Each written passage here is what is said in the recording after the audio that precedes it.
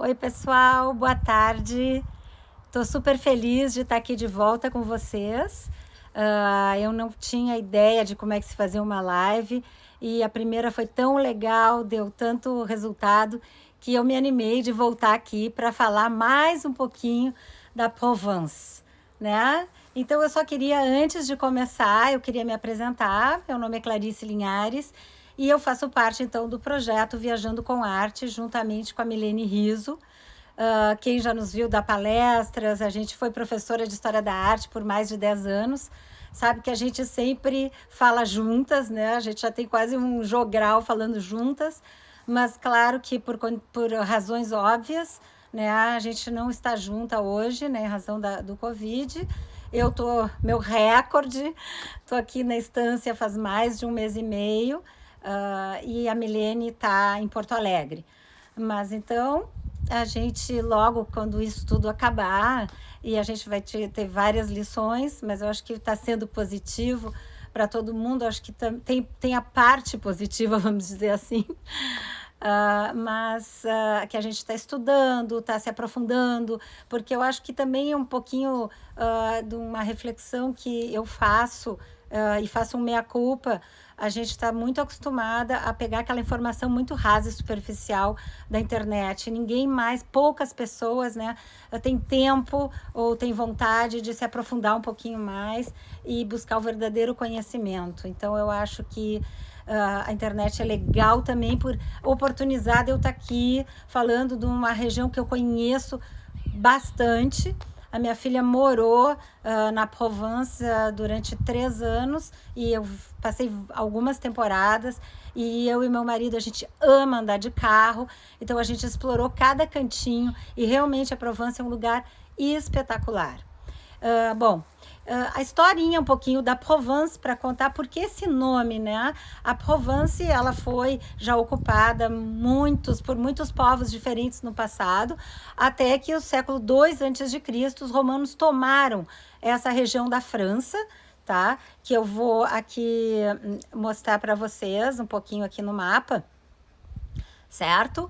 Então, aqui é só para a gente ter uma noção, certo? E, então, essa regiãozinha aqui no sudeste da França, na verdade, Provence Alpes Côte d'Azur, né? É o nome de toda a região. Fica nesse cantinho, tá? Então, os romanos chegaram aqui no século II a.C. E realmente vem da palavra latina província, por isso o nome Provence, certo? Porque foi a primeira região que os romanos ocuparam fora da Itália, né? E não é à toa que a gente diz que a Provence, né, ela tem quase mais monumentos romanos que na Itália, porque toda essa região, eu falei aqui da outra vez de Aix-en-Provence, hoje a gente vai ver Arles, Avignon, Nîmes, Nantes, várias cidades aqui nessa região deixaram um legado romano muito importante. E mesmo depois, nos anos subsequentes, a arquitetura sofre sempre essa influência neoclássica. A gente vai ver isso nos prédios, nas fontes, nas fachadas, sempre vai ter muito grande essa influência dessa ocupação romana na região. Bom, então, pessoal, hoje eu queria fazer um outro roteirinho. Da outra vez, eu falei de Aix-en-Provence, que é um pouco mais para o sul, né, que fica a 60 quilômetros do Mediterrâneo. Hoje eu vou fazer um roteirinho que a gente vai ter como base a cidade de Avignon, certo? Então, assim, eu acho que um roteiro bom na Provence, a gente pode dedicar a contemplar uns 12 dias. Eu disse bom, porque perfeito mesmo seria a gente poder passar lá, meu Deus, 1, 2, 3 meses e ter a verdadeira experiência, mas isso, claro, que está no plano ideal, ninguém pode ficar 1 mês, 2 meses viajando, mas então eu diria assim, ó, eu dividiria, digamos, uma semana em Avignon e talvez uma semana em Aix-en-Provence, tá? Porque eu acho chato essa coisa da gente ficar fazendo check-in e check-out todos os dias. Então, assim, hoje a gente faria a nossa base em Avignon, certo? Aqui eu vou colocar um mapa, tá? Então, assim, vocês estão vendo Avignon aqui, né? Então, eu primeiro vou me encaminhar para o sul, para o lado de Saint-Rémy-de-Provence, né? Les Baux e Arles, certo? Então, esse vai ser, para vocês terem uma ideia de como isso é a parte boa também da Europa, é que tudo é muito perto. E eu acho que não existe maneira melhor de explorar, principalmente essa região e os interiores, tanto da França, da Itália, da Espanha, do que de carro. Tá? O que é bastante fácil, né? Como eu falei da outra vez, existe uma estação do trem TGV, que é o trem rápido da França, embaixo na área do aeroporto Charles de Gaulle. Então, eu acho que é uma boa pedida chegar no avião, já pegar o TGV, é claro, fazer a sua reserva, sua compra do bilhete, é fácil de fazer na internet, né? São 2 horas e meia de TGV até Avignon, certo? Então, aqui as estradas da Provence, que eu sou apaixonada, a maioria das estradas são essas alamedas infindáveis de plátanos belíssimas, né?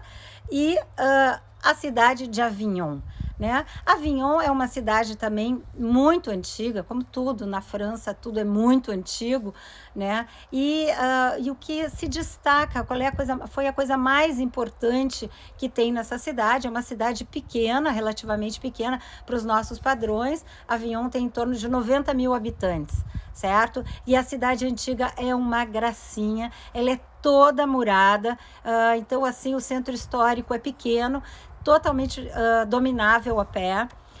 Tem hotéis bons dentro das muralhas, eu sempre recomendo, quanto mais perto melhor, eu gosto. Às vezes é só difícil, o estacionamento pode ser um pouquinho mais longe, mas também isso não chega a ser um problema. Então, assim, qual é a principal atração de Avignon? Bom, é o Palácio dos Papas. Vocês sabem que lá na Idade Média, no início do século XIV, até eu queria fazer um gancho aqui com uma série de livros do Maurice Druon que chama Os Reis Malditos. Se vocês não leram essa série, eu juro que eu queria que tivesse uma amnésia desses livros, porque são maravilhosos, são romances históricos muito bem escritos, certo? E um dos grandes protagonistas dos primeiros livros, que é dos Reis Malditos, é Filipe o Belo. O Filipe o Belo estava sempre às voltas com dívidas, né? E em 1304 se elege um papa francês que vem a se chamar o Clemente V. E Roma, nesse momento, estava tendo um monte de problemas entre, vocês já lembram, devem lembrar da escola, guelfos e gibelinos estavam se enfrentando, ou seja, a cidade de Roma estava uma confusão total e eles acabam com um apoio muito grande do rei, que era o Filipe o Belo, trazendo a corte papal para a cidade de Avignon. Isso acontece em 1309, certo? E aí Avignon vai ser a sede da cristandade por mais de 70 anos. Aqui vão se eleger em torno de 7 papas, certo? E vai ter esse Palácio dos Papas, que é uma construção magnífica, enorme, eram riquíssima. E os papas, cada papa que subiu ao poder, todos franceses, diga-se de passagem, durante todo o período do papado aqui em Avignon, todos os papas que se elegeram eram franceses, certo? E assim com a coroa francesa. Então, eles foram aumentando e embelezando esse palácio papal, né, que é belíssimo realmente. Só que, como tudo na França, gente, olha só, ele é lindo, essa visão noturna. Como tudo na França, né, quando do advento da Revolução Francesa, né, quase tudo, todas os grandes mosteiros, muito dos monumentos religiosos, né, mosteiros, igrejas, enfim, vão ser muito destruídos e pilhados, o que não vai ser diferente com o Palácio Papal, certo? Então, nós vamos ter em 1377, né, o Papa resolve, então, voltar para Roma, né? Enfim, houve muita resistência, porque imagina o poder que isso não dava, né? Mas ele acaba voltando porque ele achava que não podia a sede da igreja estar num lugar que não fosse onde estivesse a casa de Pedro. Então, volta para lá e deixa esse legado para a cidade de Avignon, que na verdade essa cidade ela vai pertencer aos estados papais até a final do século XVI, que quando ela é anexada, então, ao estado da França, certo? Então, Avignon é uma cidade com muita história. Agora, não fiquem com muita expectativa nessa visita do Palácio Papal, porque ele é muito grande, o claustro, o jardim interno é bonito, mas não sobrou muita coisa lá, tipo, para a gente se reportar aquele passado glorioso que teve, certo? Mas só a cidadezinha de Avignon com certeza vale a visita, né? Outra coisa, bem um marco da cidade é essa ponte que historicamente foi sendo destruída, né? Originalmente ela tinha 22 arcos e ao longo da história, das guerras, né? Vocês sabem que a França foi muito bombardeada, hoje só restam 2 arcos, né? E esse rio importantíssimo que vocês estão vendo é o rio Rhône, né? Que é um rio muito importante, que faz um fluxo fluvial muito grande, principalmente na Idade Média, no passado, né? Então, esse rio vai nos acompanhar hoje. Né? Avignon também é sede de um dos maiores festivais de teatro do mundo, que acontecem em julho. É uma cidade que a relação entre população e teatros é assim que mais tem teatro no mundo. Mas, na verdade, eles passam a maior parte do ano fechados e funcionam para valer durante o festival de teatro. Né? Então, para quem se interessar, eu pessoalmente, eu procuro evitar ir para os lugares quando tem esse tipo de eventos, festivais, porque eu acho que tudo fica mais mal atendido, tudo mais caro, tudo mais lotado. Eu já gosto de pegar a cidade no seu cotidiano normal, de procurar ter uma vivência mais íntima com aquele lugar. E eu acho que quando está acontecendo esses eventos, a cidade perde um pouquinho, mas claro que ganha. Quem é apaixonado por teatro, por música, vai ver muitos espetáculos incríveis, né? E pode depois também passear por outras cidadezinhas da Provence para ter a outra experiência. Então, fica aqui a dica, né? Bom, então seguindo, aqui então mais umas vistas de Avignon, aqui essa... que eu sou apaixonada, vocês vão ver muita construção de pedra na Provence, né? E com esses estampados que são típicos, né? Que vão representar os símbolos da Provence, né? Que são as lavandas, as oliveiras, as cigarras, do que eu vou falar mais tarde. Então, esse colorido é muito típico e eu amo, sempre que eu viajo, não importa se eu já tenho meu armário lotado de toalhas de mesa ou de jogos americanos, não tem uma vez que eu não queira trazer mais um, nem que seja para dar de presente, né? A gente precisa também ajudar a economia local. Bom, é claro que outra coisa que é coisa melhor na vida das coisas de viagem é o dolce far niente ou dolce far niente e ficar olhando a vida passar, né? Sentar num café, tomar um cappuccino, um vinho. Então, o Gran Café Barreta é um lugar super clássico já da cidade, no sombreado das árvores. Então, isso é dos grandes prazeres de viajar. Aqui vocês têm uma vista, né? A cidade é toda murada, então aqui tem um grande jardim em toda a volta das muralhas, com algumas esculturas, algumas obras de arte. A cidadezinha é uma graça, essas ruelas de paralelepípedo, esses sobradinhos, enfim, é bem legalzinha Avignon. E claro que vocês estando mais lá vão descobrir outras coisas interessantes para fazer e para ver recantos. Sempre tem coisas muito lindas para descobrir nessas cidadezinhas. Bom, o primeiro programa que eu aconselho para vocês, que pode ser um bate-volta, né, é conhecer o famoso aqueduto que fica dentro de um parque, né, que é a Pont du Gard, né, essa aqui. A Pont du Gard, ela fica em torno de 25 quilômetros de Avignon, muito pertinho. Esse é um dos aquedutos mais importantes, né? Ele é do século I, né? E ele transportava a água do Uze, né? Até a cidade de Nîmes. Ele é em 3 andares, é uma coisa grandiosa. A gente pode tanto ver ele de baixo, como pode subir, caminhar lá por cima. Tá? É uma região no meio das árvores, é um lugar bacana, então dá para ir, fazer um piquenique, enfim. É um lugar que vale a pena, porque está ali realmente bem pertinho de Avignon, certo? E está muito bem conservado. Bom, e agora nós vamos começar então ver o nosso roteiro realmente dito, né? Conhecer esse interior que é incrível da Provence. Bom, vocês estão vendo aí. Aqui então nós temos Avignon, nós vamos sair descendo e vamos passar em Saint-Rémy de Provence, nós vamos passar em Les Baux e nós vamos até Arles. Tá? Só para vocês terem uma ideia da distância, a distância entre Avignon e Arles são 54 quilômetros, ou seja, é muito perto, né? Vejam, eu estou aqui numa fazenda perto de Uruguaiana para vir até aqui, são 550 quilômetros, ou seja, são 6 horas. Arles é um piscar de olhos de Avignon, certo? Bom, então aqui a gente chega em Saint-Rémy. Saint-Rémy é uma cidadezinha que é uma graça, de novo, toda de paralelepípedos, lindas.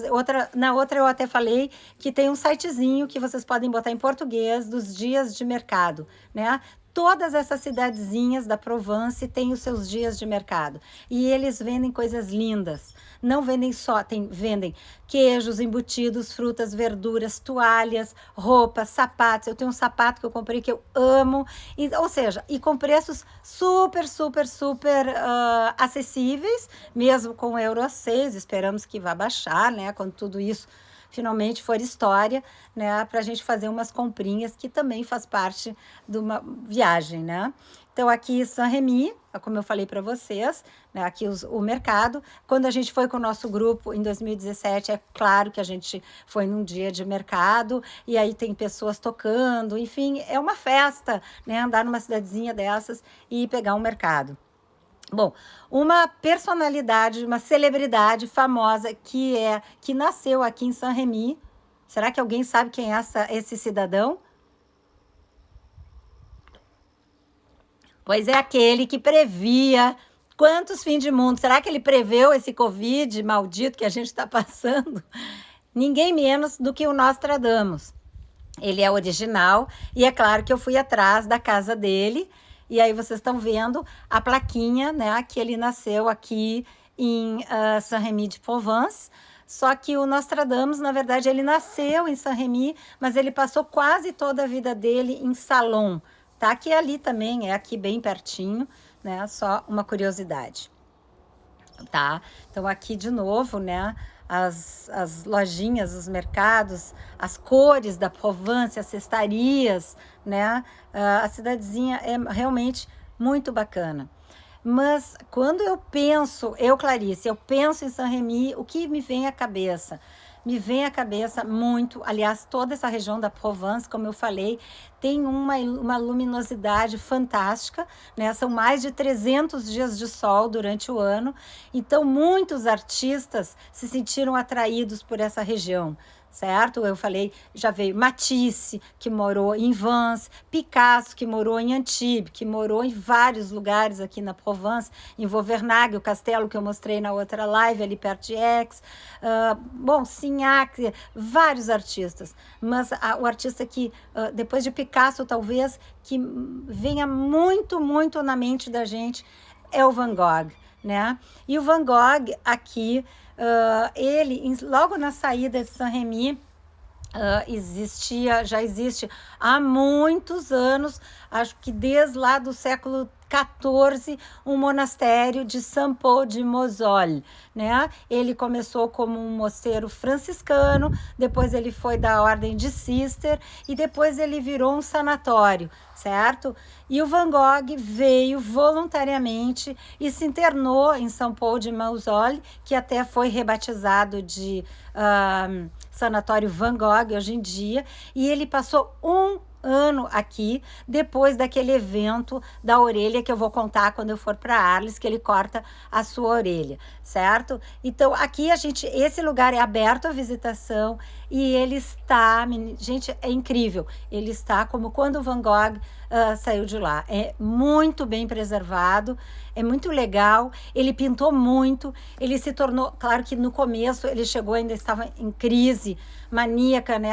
O Van Gogh tinha uma série de problemas, existem várias teses, né, psiquiátricas de qual seria o problema dele. Ele era epilético, além de tudo, então ele chegou e ele se torna muito amigo do diretor do sanatório, que aos poucos vai dando tintas para ele e ele vai fazendo reproduções, primeiro de memória. Ele faz várias releituras quando ele está aqui, né? Ele pinta Millet, que era um simbolista, artista francês que ele amava, ele Delacroix, ele faz várias releituras, mas ele também vai pintar o que ele está vendo. Vocês veem então aqui o Picasso, o Van Gogh representando a fachada do sanatório. Aqui é uma foto tá igualzinho ao quadro que o Van Gogh pinta, esse jardim interno, que é um claustro aqui no sanatório.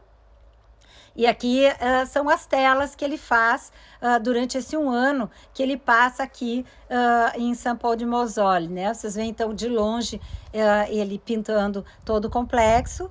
A gente visita o quarto dele, tudo muito espartano, muito simples, né? Mas muito intensa essa experiência. E aqui é um pátio interno que, dependendo da estação do ano, ele é coberto com essas papoulas selvagens, que isso a gente vê demais na Provence, que é lindíssimo.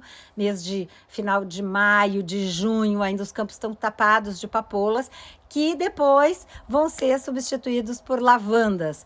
Aí mais tarde, né? Que a lavanda, o auge da floração dela vai ser assim, segunda quinzena de junho e julho, certo? Desculpa, alguém me ligou. É uma visita muito bacana visitar São Paulo, certo? Bom, e aqui seguindo então, gente, na saída, tá? Eu só vou citar, existe esse sítio romano, Glanum, que é muito grande, né? Glanum foi uma cidade relativamente grande, né? Aqui no século I a.C.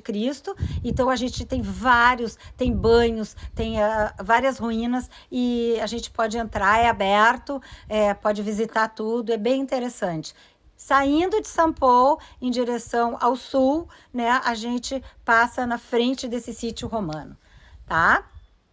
Bom, uma coisa interessante que agora que tem muito em Les Baux, que é a cidadezinha que a gente vai, e que tem muito na Provence, que é uma cultura local, feita por artesãos locais, são esses santons, né? Que são essas pequenas representações, elas são mais ou menos deste tamanho, certo? De todas as coisas provenciais. Então, essa aqui é uma legítima arlesiana, né? Uma camponesa. Então, assim, tem de artistas, ou seja, tem de vários. Essa aqui é a vitrine, para vocês terem uma ideia, né? Então, tem todos os santons de todas as profissões e de tudo representado. Isso também é uma coisa interessante da gente trazer, porque é uma coisa totalmente desta região, é típico da região da Provence, tá?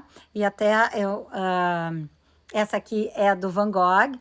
Eu tô com a minha cara bem em cima do Van Gogh. Bom, não sei como arrumar, me desculpem, a minha cultura de live não é assim muito extensa. Bom, mas vamos seguir.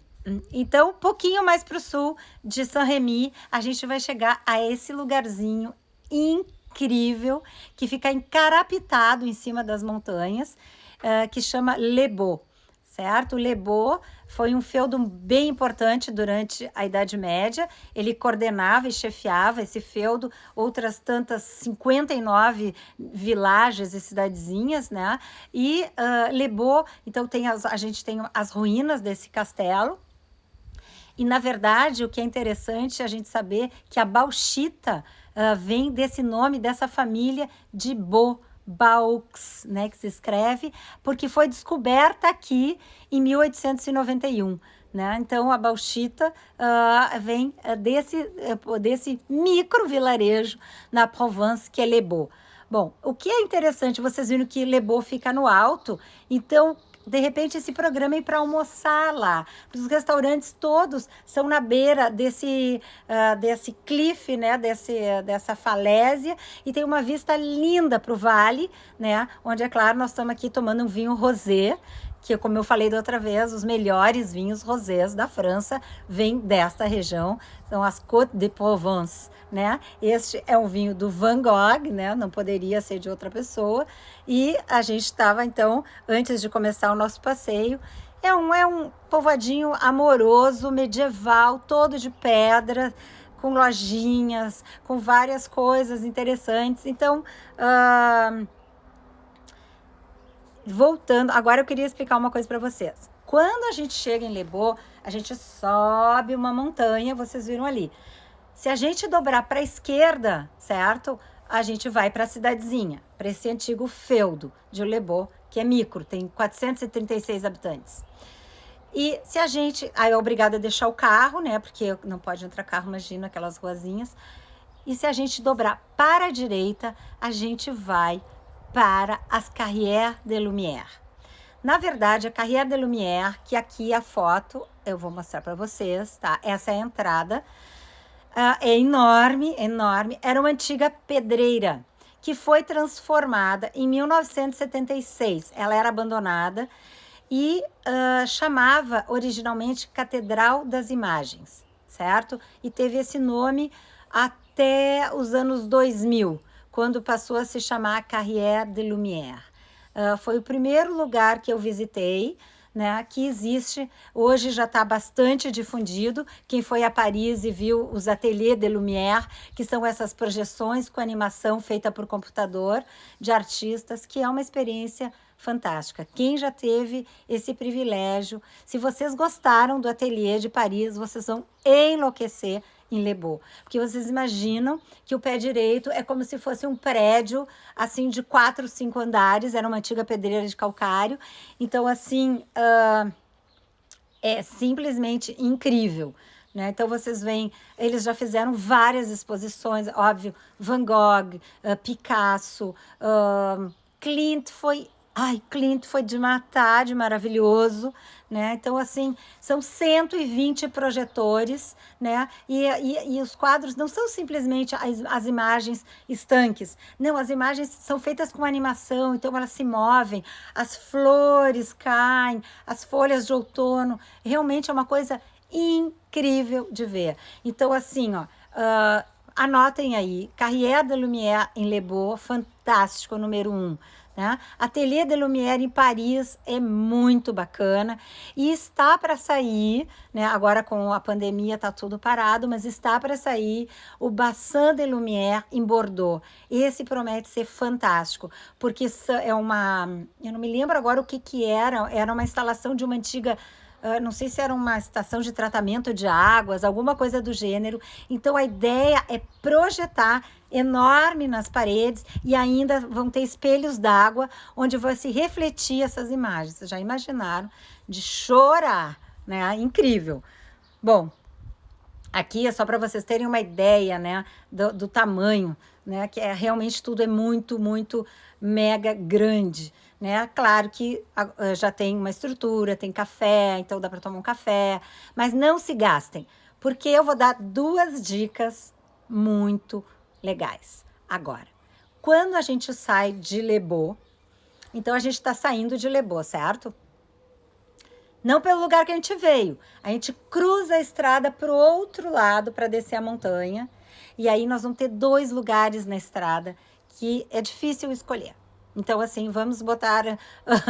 eu vou dar as opções e vocês me digam o que vocês acham mais legal. O primeiro chama Hosto de Beaumanière, certo? É também uma pousada de charme belíssima, né? Eu não vou saber dizer para vocês o nome do chefe, porque eu não sou, assim, uma grande conhecer de gastronomia, de chefes, mas, enfim, aqui no Hosto de Beaumanière tem um... Ele não é estrelado, mas ele é... Eu não sei se ele já não foi... Teve uma estrela Michelin. É maravilhoso. Ele custava, há uns 3 anos atrás, 100 euros por pessoa o almoço. Com, claro, entrada, prato principal, várias opções, sobremesa. Era realmente um menu degustação, uma experiência gastronômica incrível. Fora que o lugar é maravilhoso. As mesas todas ao ar livre, enfim, é lindo esse lugar. Agora, Quem quiser uma coisa assim, um pouco mais barata e mais typique, vamos dizer assim, tem um lugar que eu acho bárbaro, que a gente botou no nosso roteiro do nosso grupo da Provence, que é o Bistrô de Paradou, né? Paradou, escreve, né? Paradou. E é incrível, né? Porque ele fica na beira da estrada, mas é uma estradinha secundária que não tem muito movimento.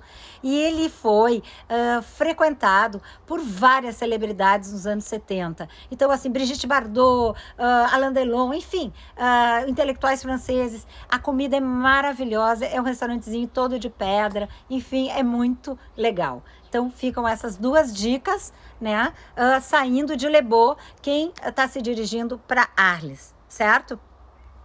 Outra dica que eu amo, bom, meu sonho de consumo era ter um Citroën desses antiguinho, só para andar pela Provence, pela Toscana, pela Normandia, enfim. Uma dica que eu amo também é fazer piqueniques, né? Então eu acho que sempre a gente pode se programar para passar num mercado de uma cidadezinha dessas, parar na beira de umas cerejeiras, de uns vinhedos e fazer um piquenique. Nada mais legal, né? E aí então a gente chega a Arles, né? A Arles é uma cidadezinha amorosa também, né? Então vocês já estão vendo aqui nessa fotografia esse rio Rhône, né? Que em português traduzem para Ródano, que para mim não tem nada a ver, mas enfim. O rio Rhône, que foi super importante no desenvolvimento da cidade, principalmente da Idade Média em diante, era um super importante porto fluvial, né? E vocês veem, então, já, assim, o que se destaca na fotografia de Arles é essa arena romana, que está muito bem conservada. E até hoje, durante o verão, eles fazem espetáculos, eles fazem óperas, eles fazem shows de música, enfim. Eu acho muito legal isso, porque não é uma história estanque, parada. Não, ela é orgânica, ela faz parte da vida da cidade, né? Então, assim, foram agregando coisas e culturas, né? É impossível. Uma criança que nasce em Arles já sabe nascendo sobre o Império Romano. Não tem como escapar disso, né? Então, isso eu acho admirável isso, né? Bom, e outra coisa que a gente vê um pouquinho à esquerda aqui também é um teatro romano, que também funciona até hoje, vários espetáculos durante o verão, certo? Bom, Arles nos remete de novo ao Van Gogh, né? Porque o Van Gogh, então, ele veio em busca dessa luminosidade e ele acaba se mudando aqui para Arles em 1888. E o sonho do Van Gogh, né, era fundar uma colônia de artistas. E ele vai lá, consegue, aluga uma casa. Eu vou passar a foto, depois eu volto, porque não penso que essas coisas... Aqui, ó. Esta é a Praça Lamartine, onde primeiro o Van Gogh vai e aluga um quartinho para ele, certo? Se vocês já estudaram ou leram um pouquinho sobre a vida do Van Gogh, vocês devem saber que a gente sabe quase toda a vida do Van Gogh através das cartas, que ele se correspondia quase que diariamente com seu irmão Theo, que era um marchand de arte que vivia em Paris. Então, ele contava para o Theo, Theo, vê se tu consegue, que venha alguém aqui, porque o Van Gogh, em 2 anos que ele passou em Paris, morando com o Theo, são os 2 anos que a gente não sabe muito da vida dele, tanto assim, porque daí ele não escrevia para o Theo, morava com o Theo, e aí ficou um pouco essa lacuna. Mas quando ele se muda para Arles e se instala aqui na Casa Amarela, ele fica se correspondendo, pede para... o Toulouse-Lautrec não quis vir, enfim. Quem acaba topando vir fazer companhia para o Van Gogh é o intempestível, de caráter bem difícil também, porque os dois não eram fáceis, é o Paul Gauguin. O Gauguin acaba vindo em dezembro de 88 para se instalar aqui na Casa Amarela. Infelizmente, essa casa foi bombardeada durante a Segunda Guerra Mundial e não existe mais. Então, só nos resta os registros do Van Gogh. Mas, voltando, né? Aqui eu queria mostrar para vocês o Van Gogh. Então, ele se instalou aqui e ele começa, né, a pintar várias pessoas aqui, enfim, começa a fazer uma que outra, mas ele sempre foi visto como aquele ruivo maluco por todos os habitantes da cidade. Ele faz amizades com a dona do bar, com o carteiro, todas essas pessoas que ele vai retratando, né? E o que é legal que a gente vê, por exemplo, o café, que hoje chama Café Van Gogh, ele está lá exatamente como o Van Gogh o pintou, né? Nesse café de Arles à noite. Vejam que maravilha isso, né? E então isso é a história viva acontecendo diante dos nossos olhos, né? Quem gosta de Van Gogh, quem gosta de arte, vai ficar louco, porque realmente vocês veem a semelhança, o ponto de vista continua muito, muito preservado, certo? Então aqui ele está, aqui o Gauguin, né, nesse tempo que ele passa com o Van Gogh, ele retrata então o Van Gogh pintando os famosos girassóis aqui em Arles, e é claro que a coisa não acaba bem, né? Eles acabam se desentendendo, os dois tinham temperamentos muito fortes, discutiam sobre arte, tinham pontos de vista diferentes, enfim, então um dia eles têm uma discussão muito forte e o Gauguin bate a porta dizendo que vai embora, que não aguenta mais, e o Van Gogh fica para morrer e acaba cortando um pedaço, né? Aí a controvérsia, se foi um pedaço grande, se foi a orelha inteira, um pedaço da sua orelha embrulhado, e acaba mandando esse pedaço da orelha para uma prostituta, né? E é quando ele pinta esse quadro, vocês veem que ele tá com esse curativo, né? E ele então, ele se interna voluntariamente no hospital de Arles, que ele pinta também o interior, o pátio interno. Ele tem 2 entradas nesse hospital, ele acaba pintando também digamos, o diretor do hospital, mas o Van Gogh, olhem que maldade, ele acaba tendo que ir embora da cidade, porque a comunidade assina uma petição para expulsá-lo da cidade. E é quando, então, ele vai lá para Saint-Rémy, para Saint-Paul-de-Moselle, e se interna lá, certo? Então, tem toda essa conexão Van Gogh e Arles, tá? Mas voltando aqui, né, o que eu queria só mostrar para vocês, a Arena de Arles, a Arena, o anfiteatro romano, super bem preservado, a gente paga um ingresso, visita, é muito legal, ele está inserido, e é muito interessante, né, da gente perceber. Vocês veem que ele está num nível abaixo, né? Que as cidades, né? Elas vão aumentando no nível. Então, esse era o nível original de quando os romanos construíram o anfiteatro, né? E daí tem toda a volta da cidade. Arles é uma graça aqui na nossa viagem, né? Os arlesianos têm toda uma indumentária diferente, eles andam com essas blusas floreadas, né? Então, tirei essa foto, coisa mais querida. Eles estavam fazendo uma apresentação folclórica e a gente teve oportunidade também de ver as meninas vestidas a caráter. Foi muito bacana essa experiência, certo? Então, aqui as ruas também toda florida. Aqui eu queria dar uma pequena fugida, né, para apresentar para vocês o que a gente chama de Inhotim da Provence. Na verdade, que se chama o Château de Lacoste, ele fica muito mais perto de Aix, né? Mas eu achei que isso é muito interessante e não quis deixar de mostrar para vocês, tá? Château de Lacoste é uma vinícola, foi comprada por um milionário irlandês apaixonado por arte, e ele transforma, essa vinícola é uma vinícola, são grandes vinhedos, é uma propriedade de 200 hectares, e ele transforma isso numa mini inhotim. Então o Château de Lacoste já era uma vinícola que existia, só que fabricava um vinho tipo sangue de boi, assim, um vinho de segunda categoria, e ele chama os melhores enólogos e tudo, faz um estudo, e simplesmente ele faz toda uma repaginada desse vinho e desse lugar. E hoje em dia ele tem um hotel de luxo, que eu não aconselho muito. Daqui a pouco, quem quer ficar lá mais tempo, eu acho mais legal ficar numa cidadezinha, ou mesmo ficar nas 2 lugares que eu disse para vocês, né? O Aix ou Avignon. Bom, mas o que tem de interessante no Château de Lacoste? Ele chamou os grandes artistas a nível mundial para deixar instalações aqui.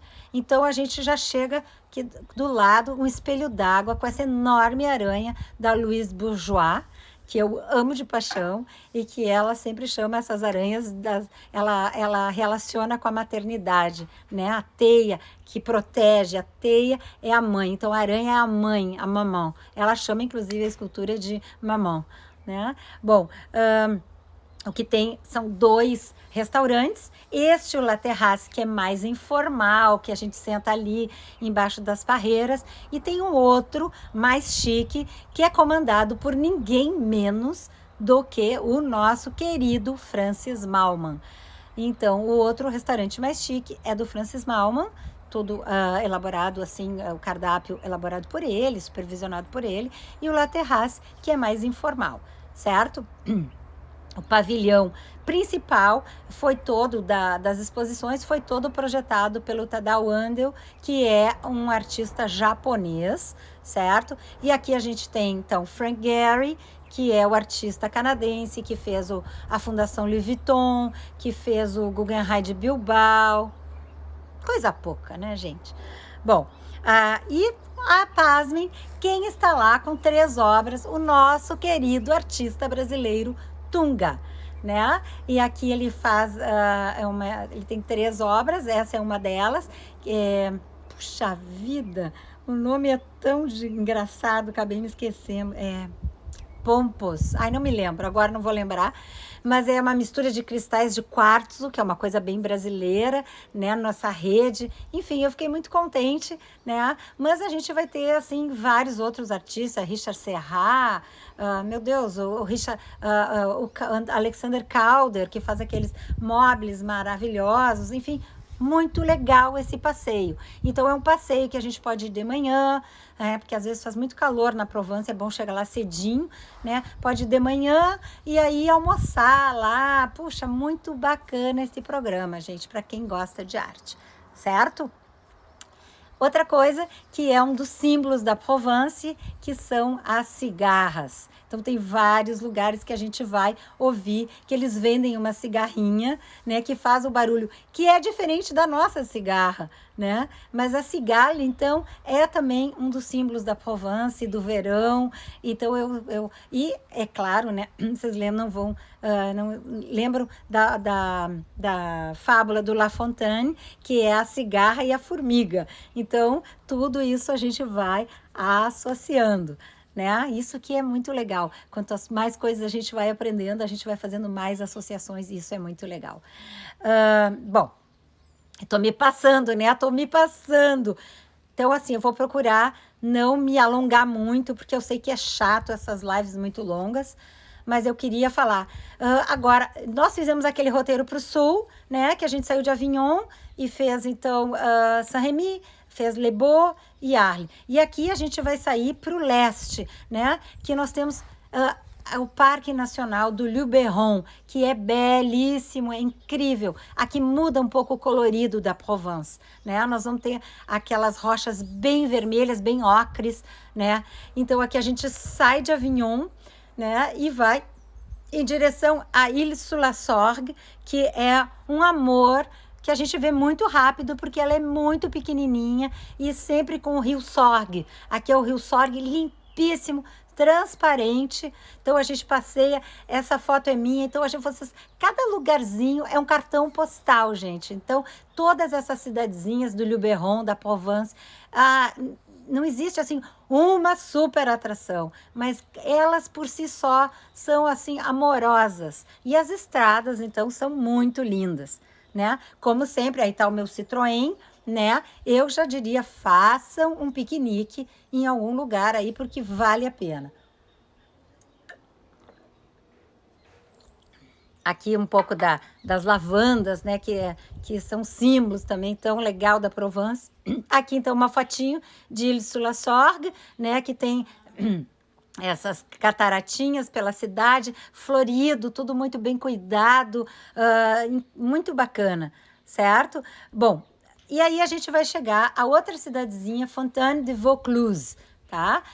Que também é micra, tá? Aqui eu já recomendaria, a gente comeu muito bem. E tem vários restaurantes na beira do rio que servem trutas frescas. Então, assim, é muito bom. Pede um vinho rosé, Côte de Provence, uma truta, almoça, para, faz com tempo, sem correria, já passou o tempo, volta para Avignon, volta no dia seguinte.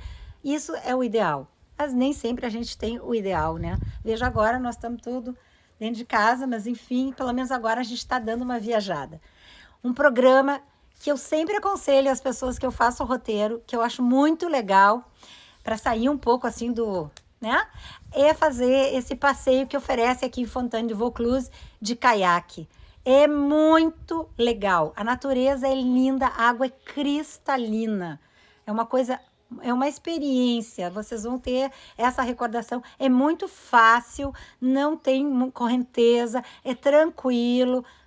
Então, assim, ó, tem várias empresas ali, é só se informar, vocês chegam no ofício de turismo, eles informam tudo. Inclusive, isso era uma outra dica que eu já dei da outra vez e que eu volto a reforçar, que eu acho que os ofícios, os escritórios, né, os centros de turismo, eles estão ali para te ajudar. E eles têm mapas de recortes detalhados de cada pedacinho. Então, eles te oferecem coisas que você vai descobrir sozinho, entendeu? Então, tem muitas coisas, eles estão muito preparados e a gente descobre coisas incríveis nesses escritórios de turismo. Então, assim, eu sou fã número 1 de ir e pegar mapas e pegar sugestões e depois eu decido o que eu quero.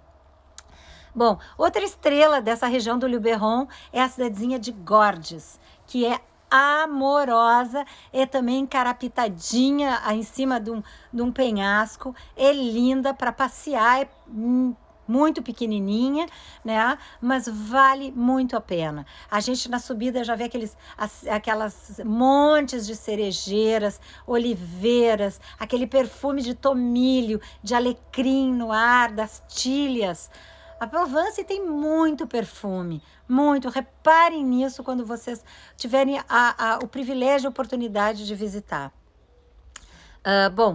Outra aqui, então, as cerâmicas, muitas cerâmicas, esse colorido das oliveiras, enfim, certo?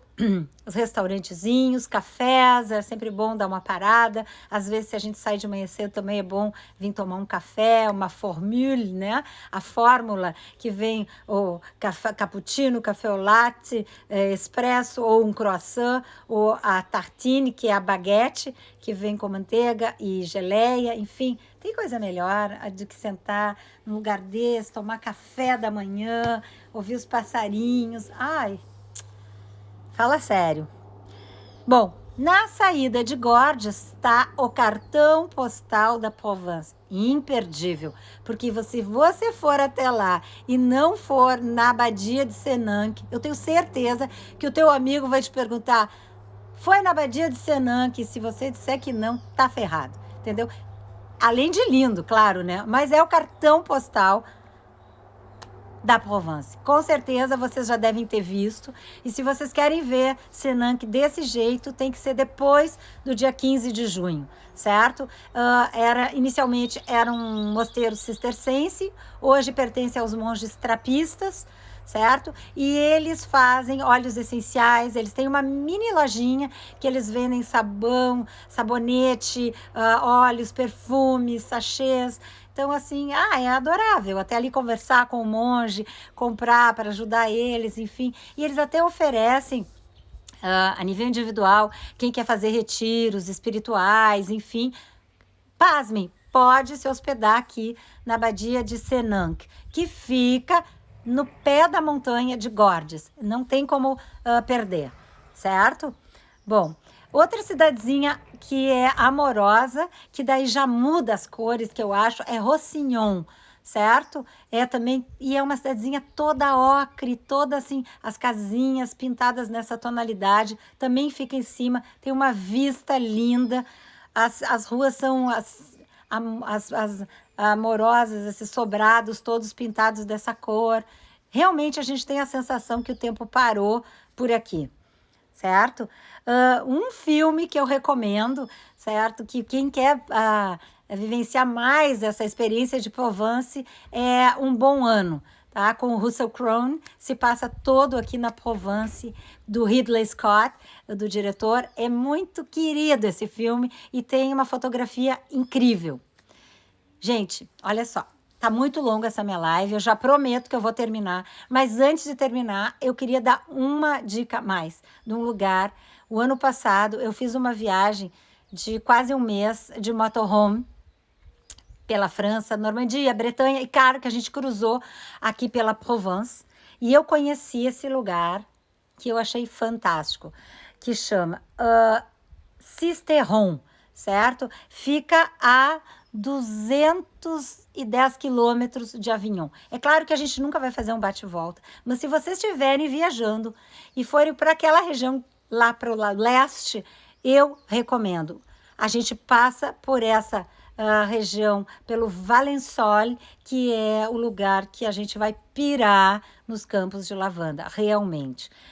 Se alguém quer fotógrafo, todas essas fotos incríveis que a gente vê de campos de lavanda são em Valensole, certo? Mas eu já repito, para garantir, vão em julho, que é certo que vocês vão ver esses campos. Aqui vocês veem, essa foto é de início de junho, ou seja, está muito longe ainda, né, das lavandas estarem no seu auge. Mas é assim, cinematográfico, realmente vale a pena.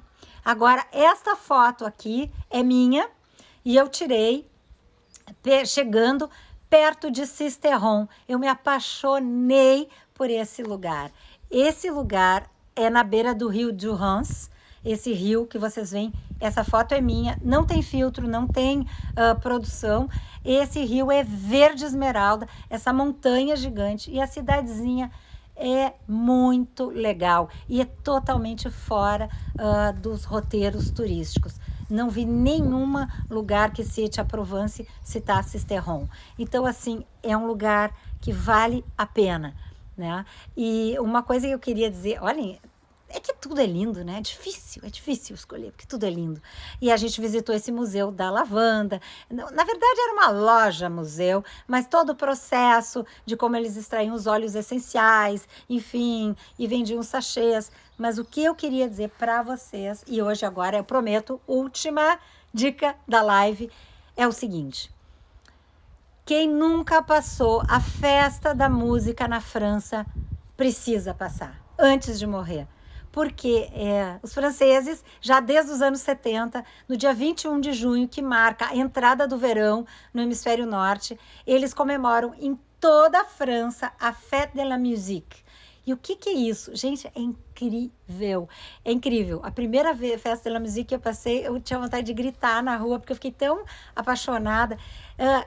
Nessas cidades que tem 1.000 habitantes, 700 habitantes, em cada esquina, em Sisteron, cada esquina, vocês vão ver uma família tocando violoncelo, a filha cantando que nem a Maria Callas, uma orquestra do tiozinho, os gurizada com os pais tocando rock, enfim, é uma festa popular super alegre, os bares, todo mundo happy hour, pague um, leve dois, vendendo bebida, começa assim, tipo às 4 da tarde, começam a montar tudo e vai noite adentro.